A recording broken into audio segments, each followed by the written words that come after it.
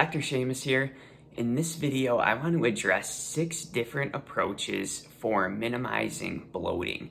And bloating is something where the intestines start to balloon out. There's excessive gas production and fermentation going on in the colon, and it can be very uncomfortable and just cause that distension in the abdomen. And so let's talk about 6 different ways we can minimize and reduce bloating. So the first thing is going to be limiting grain intake, and specifically gluten-containing grains.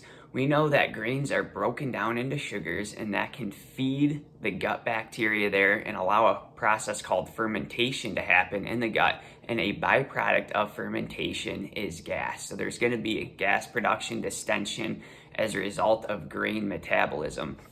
And additionally, gluten-containing grains can help exacerbate leaky gut syndrome, intestinal permeability, and that can lead to system-wide body inflammation and the onset of autoimmune conditions. And so I would say if you are doing grains, I would stick with more of quinoa, buckwheat, wild rice, and then in limited quantities, and really stay away from a lot of the gluten-containing grains. Okay, so number 2 to beat bloating is going to be taking digestive enzymes. These are things like protease, lipase, amylase, and these are going to break down the macronutrients and help with digestion of carbohydrates, fats, and proteins. And that will allow for better nutrient assimilation and absorption. And also, I would take a hydrochloric acid supplement for protein digestion specifically, and that's going to prevent a process called putrefaction of proteins, which can further exacerbate leaky gut conditions, dysbiosis, improper ratio of good to bad microbes in the gut. So digestive enzymes are going to be important to help break down the nutrients properly and limit bloating in that regard.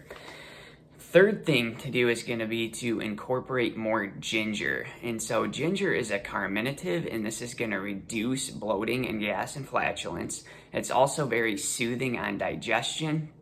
Ginger can also reduce nausea and feelings of morning sickness during pregnancy. And the main bioactive ingredient called gingerol can also help reduce infection risk, and it can be great just to improve feelings of indigestion. Okay, so number 4 thing is going to be incorporating bone broth.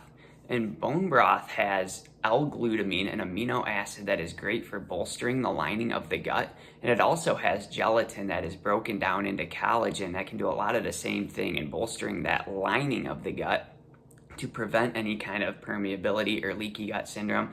And it can also be helpful for bolstering and supporting the health of probiotics in the gut, to again create a proper ratio of the good to bad so that there's not an over proliferation of the bad microbes causing more bloating and gas production. Okay, let's move on to the 5th thing to reduce bloating, and that is going to be adding more probiotics. So things like lactobacillus, bifidobacterium, and then the soil-based organisms like Bacillus subtilis, Bacillus coagulans, and then even Saccharomyces. Saccharomyces boulardii is a beneficial yeast organism, and these are great just organisms to colonize the colon with beneficial bacteria, which is going to crowd out the bad, and it's going to promote that good ratio of the good to bad microbes in the gut. And these probiotics are going to lead to vitamin and mineral reabsorption, as well as the production of certain vitamins, as well as enzymes. And so the last step is going to be to try a low FODMAP diet for about a month or 2, and then you can reincorporate some of the higher FODMAP foods after that point to see if there's any kind of reaction. This will give you more insight as to how your body responds to metabolizing certain foods.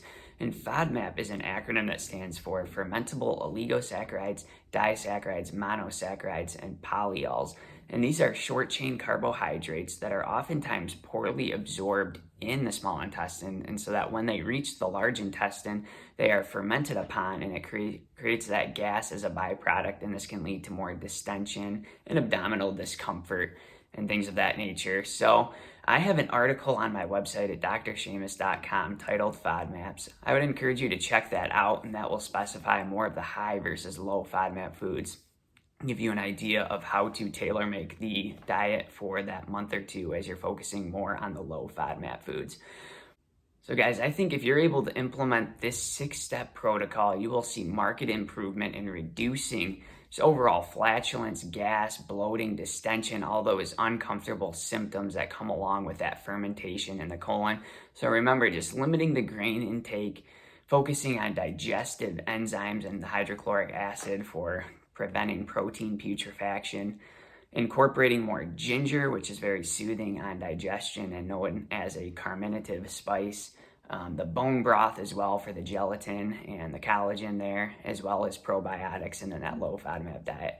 So guys, this has been Dr. Seamus. I hope you found this video insightful and helpful on how to overcome bloating.